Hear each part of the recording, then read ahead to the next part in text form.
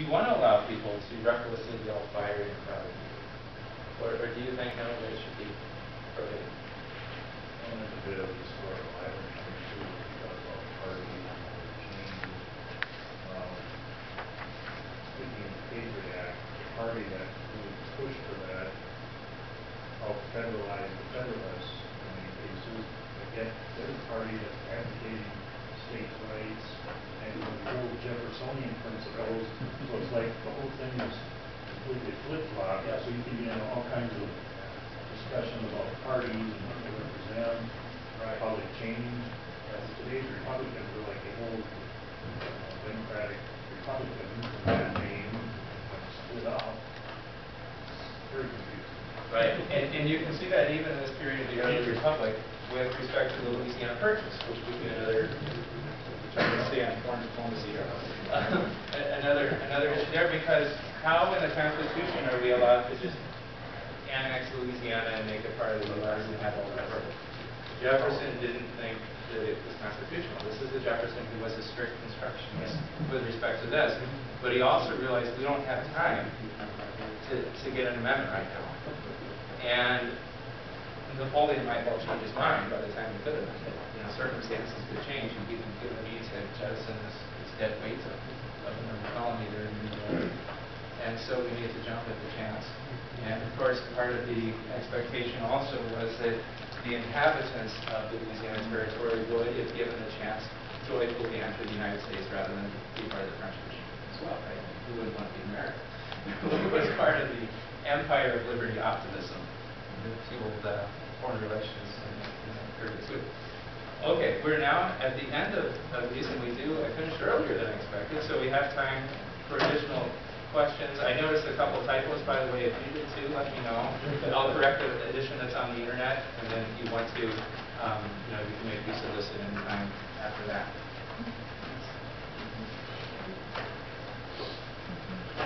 I don't know exactly what you did this morning. If you would help right now while this is fresh to kind of make any connections, perhaps we could do that for a few minutes.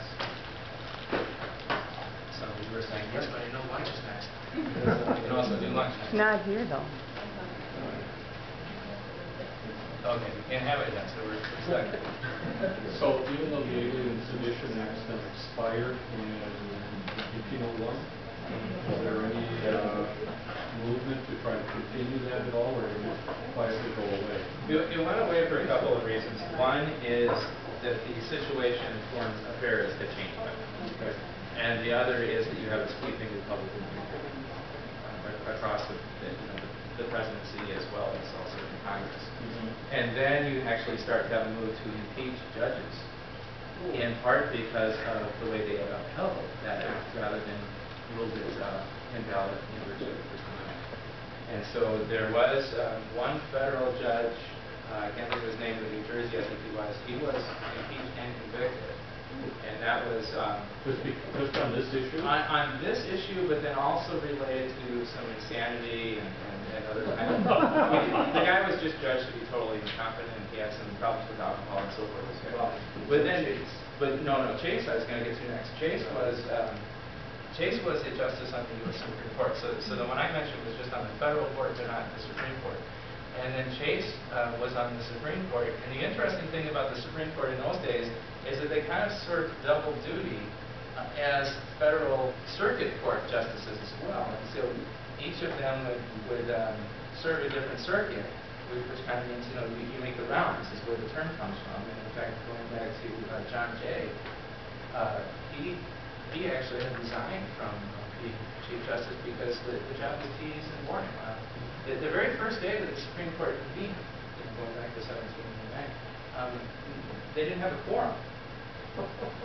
Not enough of them showed up, so they couldn't do anything. And then finally, a couple days later, they had a quorum, but then they didn't have any cases. So they didn't have anything to do. So they spent more time actually serving as circuit federal judges. But then you run into this irony. The way, you go to the federal circuit court and then the Court of Appeals, and the Supreme Court, the way it goes up like that. So now you could be in the Supreme Court reviewing a case in which you participated in the other rule. Should you recuse yourself? They just ran into some problems with that. that was part of the charge against Chase, is that he had been monkeying with things in favor of the Federalist agenda down at the lower levels in a way that was unbecoming of his office as the higher court justice. And they did impeach him, but then they did not have enough votes to convict him. And am I remembering that they didn't quite impeach him? Maybe once, okay, yeah. And then they couldn't convict him, and part of this had to do, it got all sticky because Jefferson, his main contact in the House had kind of just, gone crazy, too far with the wild accusations. And then there was this other pickle with his land deal down in, I want to say it was Georgia or something. Well, you got to read the book that I put here, Simon, What Kind of Nation, that's on page 2, because he'll tell you the rest of the story. But there's all this interrelated stuff. And so a lot of what happens is explained by what's behind the scenes. Sorry about that incoherent sound. Let's just end on that.